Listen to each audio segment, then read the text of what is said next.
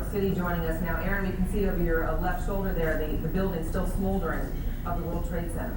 Well, it is a grotesque sight to look at from about 30 blocks away from where we are. For those of you just joining us, let's just briefly recap what we know. About an hour ago, about 8:45 Eastern Time, one plane crashed into the tower, the World Trade Center tower on the right, the first of those towers that you can see behind me. And then about a half hour later, a second plane crashed into the tower number 2. That's the one to the left, where the darker smoke is billowing out right now. We have reports, CNN has been told that one of the planes was an American Airlines 767 that had been hijacked from Boston. We don't know if that was the first or the second plane that hit the tower, but we do know that it was a 767 American Airlines jet. At least that's what CNN has been told by sources so far this morning. We also have reports of 1,000 injuries. That is unconfirmed, and we always remind you in moments like these that as these initial reports come in, it is very early. I can tell you that driving in, it is extraordinarily chaotic on the west side of New York. It is the kind of situation where numbers change, where situations change, but this is the information we have now, that there are at least 1,000 injuries, and we're working on that. As you can see, the smoke billowing out of the Trade Center.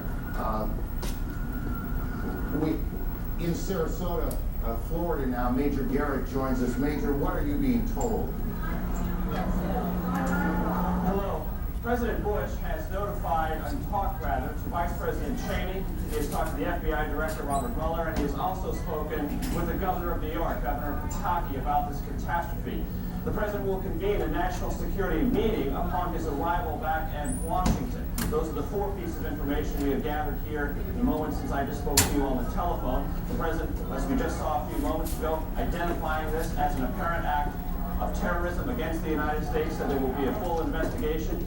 The entire apparatus of the United States government, FBI, national security, CIA, the Vice President, who you may remember was placed in charge of a domestic terrorism study group within the White House to monitor and develop plans to deal with a catastrophe of just this kind.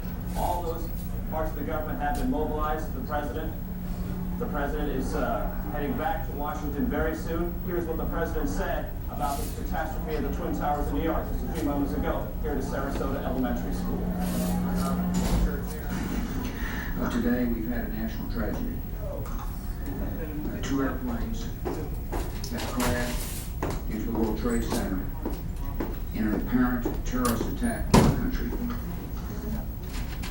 I have spoken to the Vice President, to the Governor of New York, to the Director of the FBI, and I've ordered that the full resources of the federal government go to help the victims and their families, and to conduct a full-scale investigation to hunt down and to find those folks who committed this act.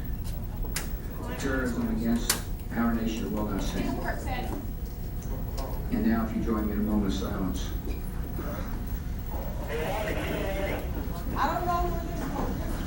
May God bless the victims and their families. Amen. Thank you very much. The President was first notified about the situation in New York by National Security Advisor Condoleezza Rice. Then the second notification updating him with more details on the situation came from his Chief of Staff, Andrew Carr, who's traveling with the President here in Sarasota. The day was supposed to talk about education reform, so the President is scrubbing all those plans, marshaling all the resources of the federal government, talking with his aides as he can, and preparing to fly back to Washington to, again, as we said, convene a National Security Council meeting. Back to you.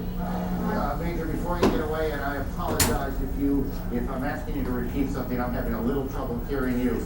Do we know exactly where the